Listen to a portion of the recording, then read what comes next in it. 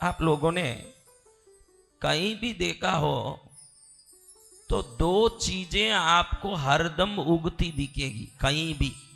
एक तो दूर्वा घास, आप कहीं भी देखो उसको उखाड़ दो, आप कितना भी उखाड़ो उस जगह दूर्वा घास आके ही रहेगी। दूसरा है पीपल। पीपल आप देखेंगे तो कहीं भी पीपल उगता है तो वो उगने के लिए व्यवस्था नहीं देखता, खुद उस दीवार को तोड़ देगा, मकान को फोड़ देगा, लेकिन खुद की जड़ों को मजबूत करके बढ़ता जाएगा। ये पीपल का स्वभाव है।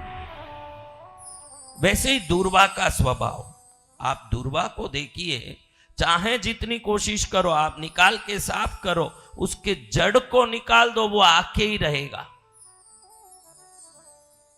इस दूर्वा के बारे में बहुत महिमा, बहुत विशेषता बताई गई है। छोटी सी दृष्टांत देख के आज कुछ बातें हम सुनेंगे जो आनंदकारी हमारे जीवन को करने वाला बने। जाम्ब नाम का एक नगर था। क्या नाम? जाम।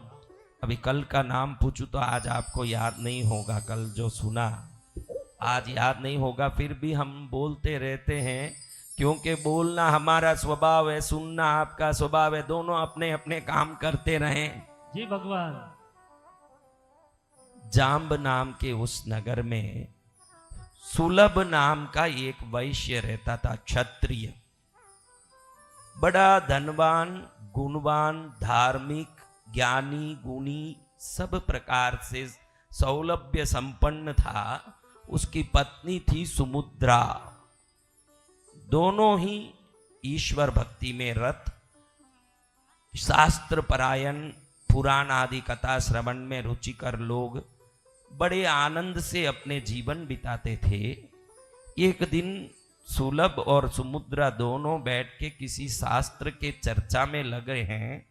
उसी समय एक मधुसूदन नाम के ब्राह्मण का उनके घर में प्रवेश हुआ। ये ब्राह्मण बहुत समय से भूखे प्यासे और वस्त्र से भी मलिन, दरिद्र, इस घर में कुछ मिल जाए ये इच्छा से अंदर जैसे ही आके भिक्षाम देहि कहने लगे। पहले तो सुलभ को लगा कि मेरे घर में किसी ब्राह्मण का आगमन हुआ, मैं धन्य हुआ, इनको कुछ करूंगा, ऐसे सोच के खड़े होके उनका स्वागत करने के लिए प्रसन्न मुद्रा से उठा। लेकिन जैसे ही ब्राह्मण जी का वो दरिद्र वेश देखा, वस्त्र होते हुए भी दिगंबर लगते थे, वस्त्र होते हुए भी निर्वस्त्र लगते थे, तो ऐसा रूप देख के ही मन में लगा सुलभ को कि ऐसा मलिन शरीर और मलिन वस्त्र, ऐसे सोचते ही उनको हंसी आ गई। सुलभ क्षत्रिय को जोर से हंसी आई।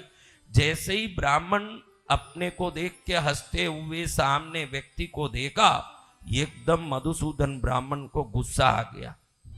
गुस्सा आते ही क्षण में खड़े होकर के ब्राह्मण ने कहा कि नालायक, मुझे देख के हंसता है, ऐसे दांत दिखाता है, दांत दिखा के मेहनत करने वाला बेल बन जाएगा, ये मेरा श्राप है तुझे।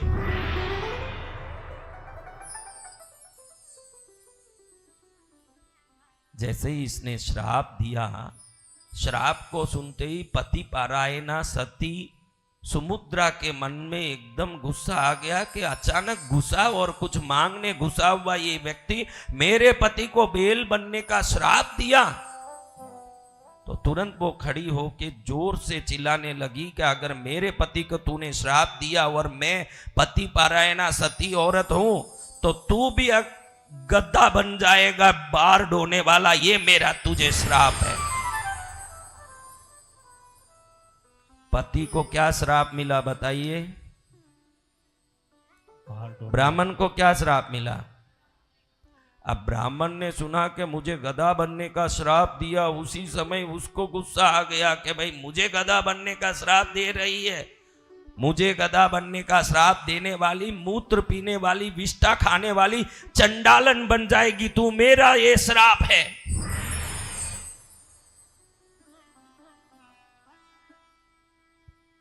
तीनों आपस में एक दूसरे को श्राप देके शांत हुए। समय पूर्ण हुआ, श्राप को अपना काम करना ही था।